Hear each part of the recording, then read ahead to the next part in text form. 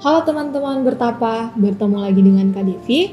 Nah, sekarang kita akan membahas soal biologi UTBK SBMPTN 2019.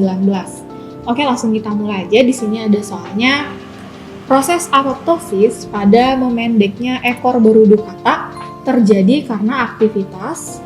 Kayak teman-teman masih ingat nggak proses apoptosis itu seperti apa? Nah, di sini ada gambar dari proses apoptosis pada katak. Di katak, proses apoptosis itu terjadi pada saat perkembangan organismenya. Tadi yang berudunya itu punya ekor, nanti akan hilang.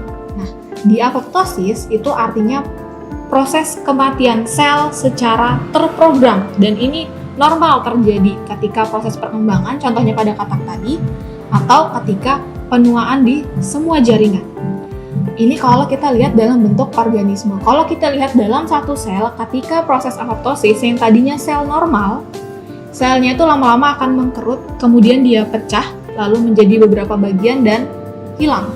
Ini gambaran dari proses apoptosis.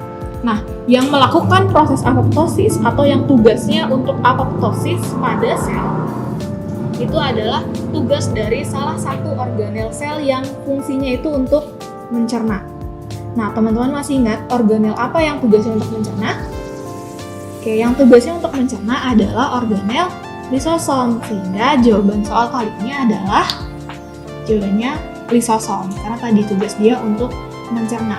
Prosesnya ketika sel normal, nanti lisosom akan mendapat sinyal untuk melakukan proses apoptosis tadi atau kematian sel secara terprogram tadi. Dia akan menerima sinyal, kemudian dia akan mengkerut selnya lalu membentuk irregular gini atau disebutnya blebbing. Kemudian nanti selnya akan pecah jadi beberapa bagian atau apoptotic body.